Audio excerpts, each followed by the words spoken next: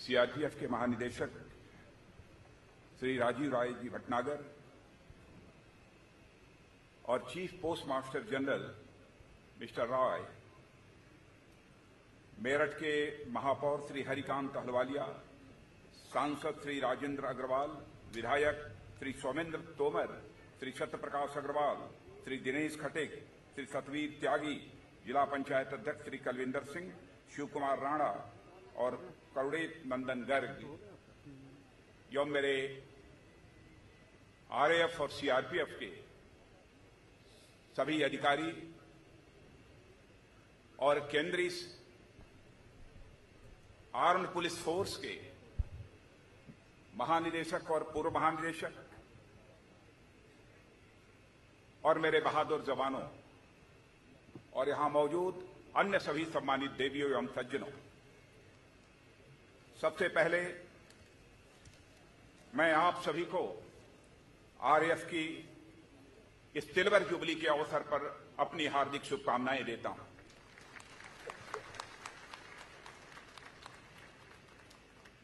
आज आप rapid action force की 25वीं वर्षगांठ मनाने के लिए यहां पर एकत्रित हुए हैं। 25 वर्षों का सफर रैपिड एक्शन फोर्स ने यह अब तक का तय किया है। जो 25 वर्षों का रैपिड एक्शन फोर्स का मैं इतिहास जानता हूं और जो आज मैंने आप लोगों की शानदार परेड देखी है,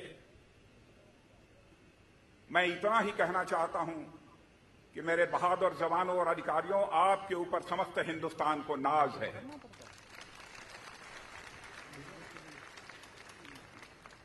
इस अवसर पर एक डाक टिकट भी जारी किया गया है। डाक एवं संचार मंत्रालय के प्रति भी मैं आभार व्यक्त करना चाहता हूं।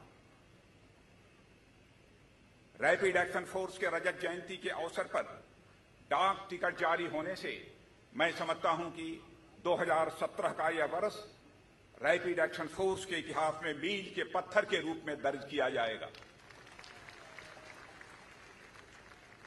जैसा कि हमारे महानिदेशक राजीव राय भटनागर ने बताया कि इस समय रैपिड एक्शन फोर्स की 10 बटालियन देश में काम कर रही हैं। रैपिड एक्शन फोर्स यह कोई सामान्य फोर्स नहीं है, बल्कि यह स्पेशलाइज्ड फोर्स यह रेज की गई है।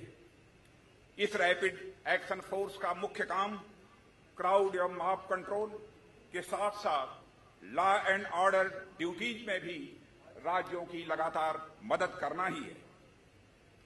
और मैं कह सकता हूं 2.5 दशक का समय गुजर चुका है।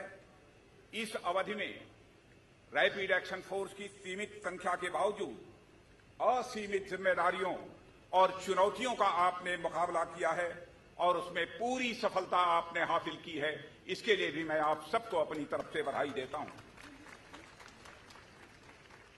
चाहे वह सांप्रदायिक दंगे हों या अन्य कोई आंदोलन, रैपिड एक्शन फोर्स ने क्राउड और मॉब कंट्रोल में अपने स्पेशलाइजेशन का एहसास पूरी हिंदुस्तान की जनता को कराने में कामयाबी हासिल की है। हमारी यह फोर्स संयम से काम करते हुए मिनिमम फोर्स ने, कम से कम फोर्स ने मैक्सिमम रिजल्ट हासिल किया है। इसके लिए मैं ही अपनी फोर्स को मैं हृदय की गहराइयों से बधाई देता हूं। यही कारण है जहां कहीं भी हालात बिगड़ जाते हैं अथवा हालात बिगड़ने की कहीं पर भी यदि कोई संभावना होती है तो राज्यों के द्वारा किसी फोर्स की यदि मांग की जाती है तो रैपिड एक्शन फोर्स की मांग की जाती है। इसका मतलब यह है कि 25 वर्षों के अपने इस काल में रैपिड एक्शन फोर्स ने जन सामान्य में भी और साथ ही साथ सरकारों में भी एक अपनी विश्वसनीयता और एक अपनी साख बनाने में कामयाबी हासिल की है। इसीलिए हम लोगों ने फैसला किया, मांग को देखते हुए, कि रैपिड एक्शन फोर्स की स्ट्रेंथ को बढ़ाया जाना चाहिए। और 2.5 दशक में पहली बार यह फैसला किया गया है कि 5 नई बटालियन रैपिड एक्शन फोर्स की दर्ज की जाए। और मैं समस्त देशवासियों को आश्वस्त करना चाहता हूं, यह 5 नई बटालियन जो रैपिड एक्शन फोर्स की रेज हुई है, वह 1 जनवरी 18 से पूरी तरह से ऑपरेशनलाइज हो जाएगी, काम करने लगेगी। स्वाभाविक है कि रैपिड एक्शन फोर्स की अब तक जितनी क्षमता रही है उससे अधिक रैपिड एक्शन फोर्स की क्षमता बढ़ जाएगी।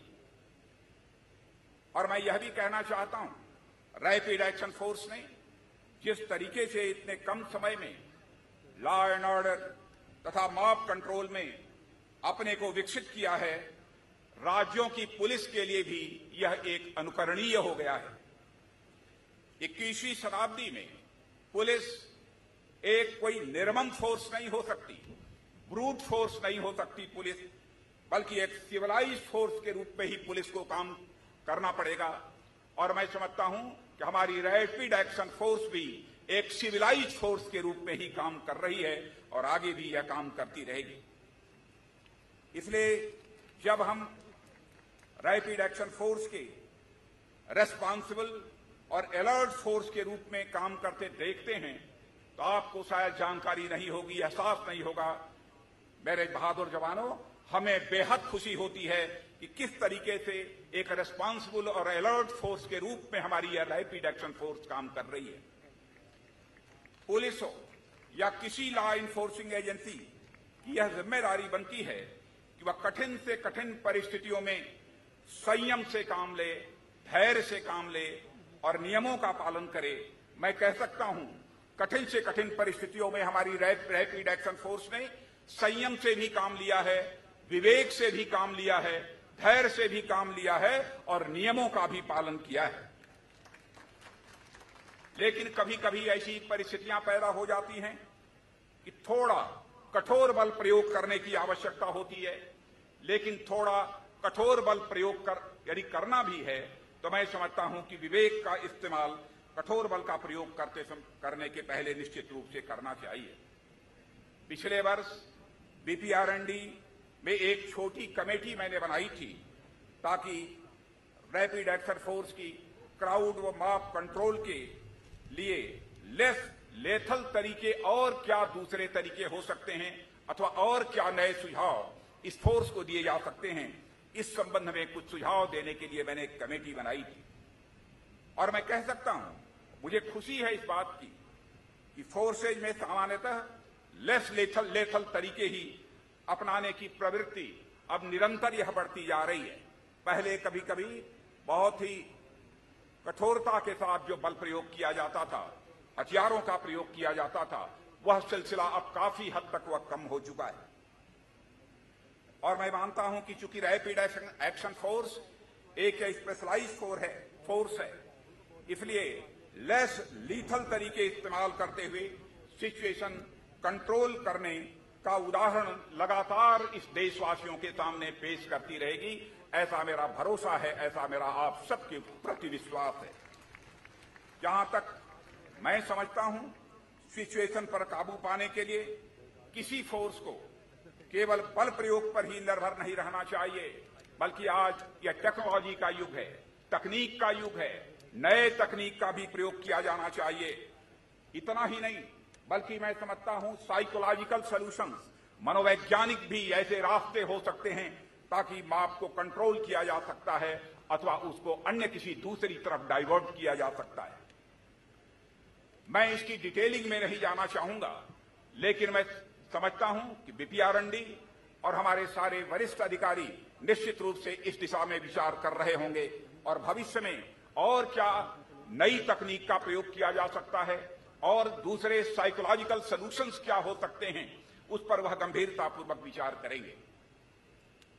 मेरी जानकारी है कि रैपिड एक्शन फोर्स ने यूएन पीस मेकिंग मिशन में भी महत्वपूर्ण भूमिका निभाई है, जैसा आपके महानिदेशक श्री राजीव राय भटनागर ने बतलाया है। और विशेष रूप से उन्होंने बतलाया, रैपिड एक्शन फोर्स और सीआरपीएफ की ऑल विमेन बटालियन ने जो काम किया, मैं तहे दिल से उसकी भूरी भूरी प्रशंसा करता हूं, जिस तरीके से अपनी जिम्मेदारी का उन्होंने निर्वाह किया है। हमारी सेंट्रल फोर्सेस का मनोबल सदैव ऊंचा रहे, इसके लिए सदैव सतत मैं प्रयत्न करता रहता हूं और साथ ही हमारा गृह मंत्रालय भी उसके लिए सतत प्रयत्नशील रहता है।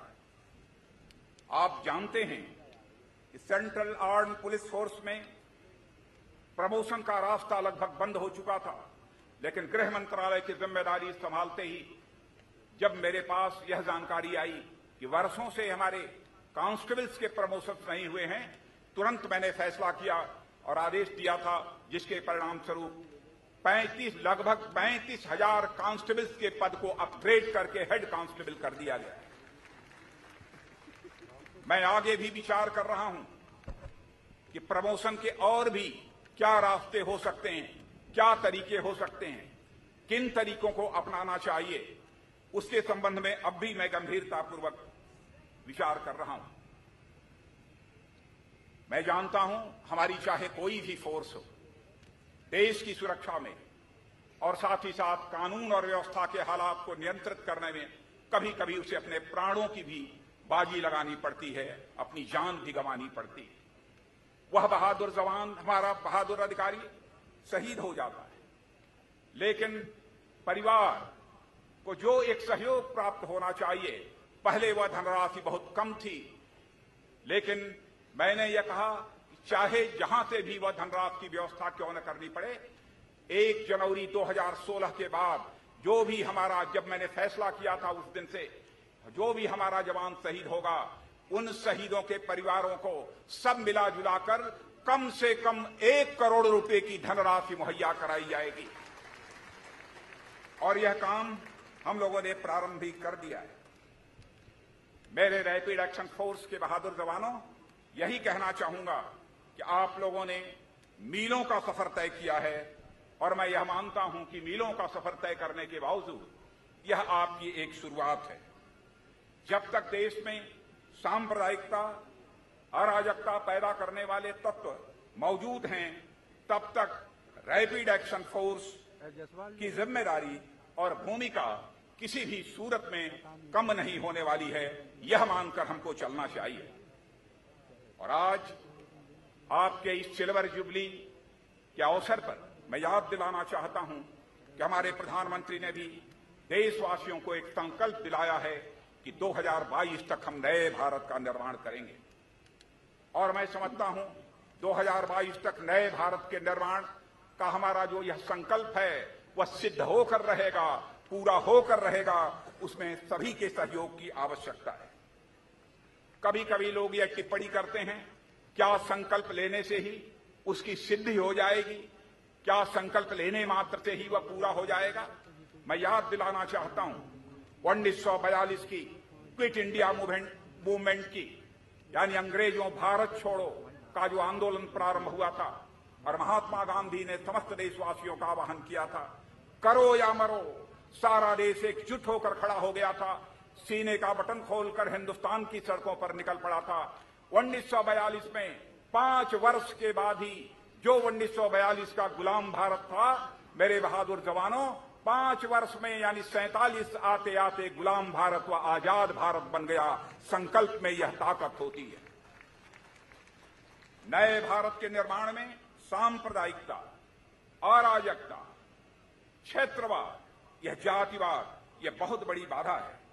इसलिए मैं मानता हूं कि जो भी समाज को तोड़ने वाली ताकतें हैं अथवा समाज की जो विभाजनकारी ताकतें हैं, उनके हौसले को पस्त करने की जिम्मेदारी भी यदि किसी की है तो हम ही लोगों की है। इसलिए 2022 तक एक ऐसे भारत का निर्माण करना है जो जातिवाद मुक्त हो, संप्रदायवाद मुक्त हो, क्षेत्रवाद मुक्त हो, इन सब सारे कलंकों से मुक्त हो।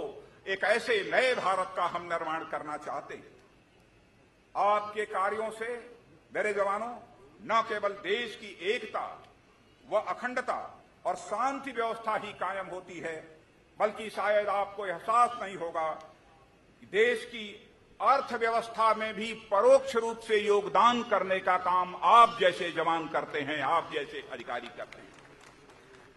क्योंकि जब तक किसी समाज में शांति व्यवस्था कायम नहीं रहेगी, तब तक वह समाज आर्थिक दृष्टि से भी प्रगति नहीं कर सकता है। मैं जानता हूं कि बहुत कठिन परिस्थितियों में आपको काम करना पड़ता है। यहां पर मैं कैप लगाकर बैठा हुआ था और मुझे लगातार पसीना हो रहा था। मैं यही सोच रहा था कि हमारे बहादुर जवान जो घंटों तक कैप लगाकर और हमसे कहीं वजनी कैप लगाकर खड़े हैं, उनको कितनी कठिनाई यहां पर हो रही होगी, इसका मुझे एहसास हो रहा। लेकिन कठिन परिस्थितियों में भी आप सब काम करते हैं, इसका एहसास इस देश की जनता को है। और काम करते हैं तो आप देश के लिए काम करते हैं, समाज के लिए काम करते हैं। केवल रोजी रोटी कमाने के लिए आपने सीआरपीएफ की अथवा आरएएफ की सेवा स्वीकार नहीं की है। आपके अंदर एक राष्ट्रीय स्वाभिमान का जज्बा है, देश के लिए कुछ कर गुजरने का जज्बा है, इसीलिए आपने इस सेवा को स्वीकार किया है। अभी तक पहले वर्दी दी जाती थी, हमारे जो नीचे के अधिकारियों के नीचे के जवान हैं उनको वर्दी दी जाती थी, सिली सिलाई वर्दी, कभी वह वर्दी ढीली भी हो जाती थी। अब फिर हमारे जवान को ही अपनी वर्दी ठीक करानी पड़ती थी। हम लोगों ने फैसला किया अब सिली सिलाई वर्दी नहीं दी जाएगी, बल्कि 10,000 रुपये प्रति वर्ष का की यह धनराशि मुहैया करा दी जाएगी, ताकि हमारा जवान स्वयं ही अपनी वर्दी सिला सके। तो ऐसे बहुत सारी चीजें हैं जिनकी बहुत विस्तार में जाकर मैं यहां पर चर्चा मेरे जवानों नहीं करना चाहूंगा।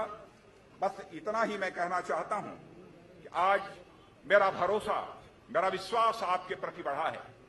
इस कार्यक्रम में शिरकत करने के बाद और इस कार्यक्रम में आपके इस भव्य परेड को देखने के बाद, और मुझे पूरा विश्वास है कि निरंतर आप अपनी योग्यता और दक्षता भी बढ़ाने के लिए प्रयत्न करते रहेंगे और देशवासियों की अपेक्षाओं की कसौटी पर पूरी तरह से आप खरे उतरेंगे। यह भरोसा और विश्वास आपके प्रति व्यक्त करते हुए और इस सिल्वर जुबली के अवसर पर पुनः आप सबको हार्दिक शुभकामनाएं देता हूं और आपके परिवारजनों को भी अपनी तरफ से हार्दिक शुभकामनाएं देते हुए अपना निवेदन समाप्त करता हूं। धन्यवाद महोदय। और अब महानिदेशक महोदय से मुख्य